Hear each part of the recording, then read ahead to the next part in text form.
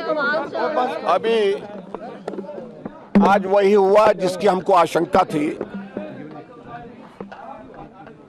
हम आज सुबह महामहिम राज्यपाल महोदय जी को भी मिलकर के आए थे और वहां पर भी उस वक्त हमने यही आशंका व्यक्त की थी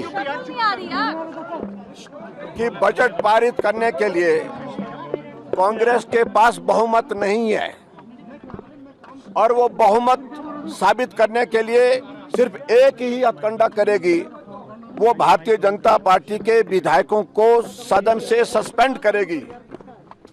और आज सदन में आते ही पार्लियामेंट्री अफेयर मिनिस्टर द्वारा प्रस्ताव मूव किया गया कि 15 विधानसभा के सदस्य हैं जिसमें जिनके नाम पढ़े गए उनको सस्पेंड करने के लिए प्रस्ताव पारित करने के लिए वहां पर कहा गया। और ऐसी सूरत में उन्होंने वॉइस वोट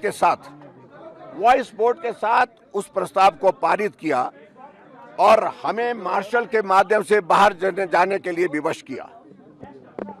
ये बहुत ही दुर्भाग्यपूर्ण है और मैं ये कहना चाहता हूं, सदन के अंदर सस्पेंशन का प्रोविजन उस सूरत में होता है जब हम किसी काम में बाधा डालें, सदन के संचालन में सहयोग ना करें, उस सूरत में होता है।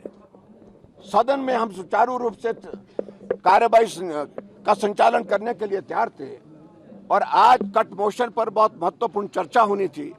उन सारे विषयों को लेकर के हम हाउस के अंदर आए, लेकिन हमारा सस्पेंशन अनाउंस किया गया और उस सस्पेंशन के मुताबिक हमको मार्शल के द्वारा सदन से बाहर निकाला गया है। ये दुर्भाग्यपूर्ण है।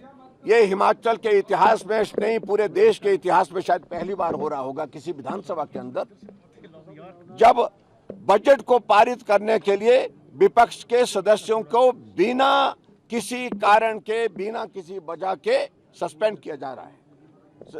और जहां तक अभी आज हम इस हालात को देख रहे हैं, क्योंकि हमारे जो सदस्य जो बाहर गए थे वो भी वापिस आए और वापिस आने के बाद उनको लगा कि वो भी बजट में हमारा समर्थन नहीं करेंगे। उस सूरत में उन लोगों ने तय किया कि सस्पेंशन ही एकमात्र रास्ता है।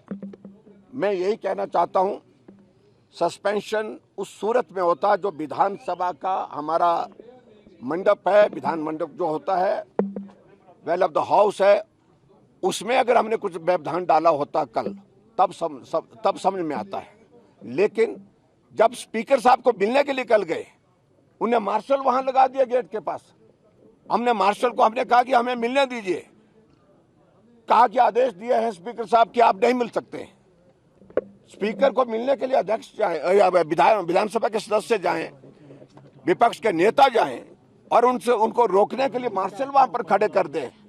यह आप कल्पना कर सकते हैं कि किस तरह की परिस्थिति है।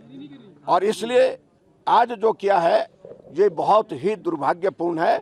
हम इसकी निंदा करते हैं और ये सरकार सही मायने में सत्ता में रहने का अधिकार, नैतिक अधिकार ही खो चुकी है और इस सरकार को सत्ता छोड़ देनी चाहिए, यही मैं कहना चाहता हूं। और मुझे जानकारी मिली है, मुझे मालूम नहीं कितना सत्य है, हाउस के अंदर बता रहे हैं कि मुख्यमंत्री महोदय जी ने अपने त्याग पत्र की पेशकश कर दी है या हाईकमान ने मांगा, मुझे मालूम नहीं। और उस सूरत में बजट पास करने की अगर बात आएगी तो ये तो एक ऐसा अनोखा उदाहरण पूरे देश भर में होगा कि मुख्यमंत्री ने त्याग पत्र दे दिया है और बजट जो है वो सदन के अंदर पारित किया जाए। बीजेपी विधायक